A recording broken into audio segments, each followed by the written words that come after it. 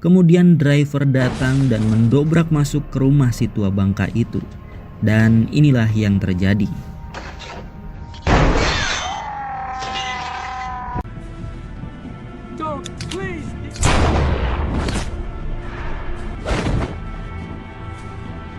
Di tempat lain, Caesaro dan John melihat sebuah aksi perampokan yang dilakukan oleh driver di masa lampau, yang dimana setelah aksi perampokan itu terjadi, datang kelompok lain ke tempat mereka dan langsung melakukan penyerangan.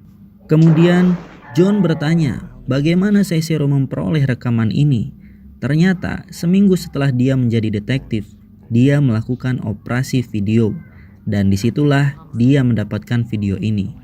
Dan di video itu terlihat jelas bahwa driver dan Gary dipaksa mereka untuk menunjukkan lokasi uang hasil perampokannya.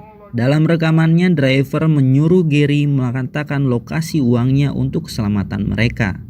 Dan dia pun akhirnya menyebut uangnya berada di lantai dapur. Yang sedikit mencurigakan, detektif John yang melihat rekaman ini sedikit gugup. Kelompok ini akhirnya menggorok leher Gary. Dan salah satu pelakunya adalah pria yang ditembak mati driver di kantornya. Dan si kakek tua itu berperan merekam aksi mereka. Dalam rekaman itu driver ditembak tepat di kepalanya. Dan pihak rumah sakit pun sudah mengklaim dia telah tewas. Nyatanya peluru itu melewati tengkorak hingga pipinya. Dan dia harus dipasang plat besi di dalam tengkoraknya. Beruntung dia kembali hidup. Kembali ke driver, sesaat ia berjalan keluar, muncullah si killer. Dan adu tembakan pun terjadi.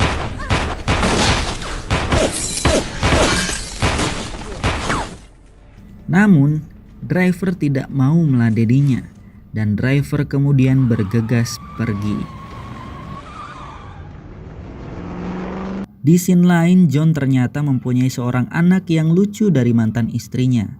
Saat hendak mengantarkannya, Caesaro menelponnya untuk datang ke TKP karena telah terjadi penembakan kembali. Di tempat lain, si killer menghubungi Lily dan menceritakan target dia ternyata bukan orang sembarangan. Kembali ke driver. Driver menginap di sebuah hotel dan driver melihat tayangan berita foto dirinya ditetapkan sebagai tersangka pembunuhan. Hari ketiga, ketika John hendak mengambil minuman, tangannya terkena air panas.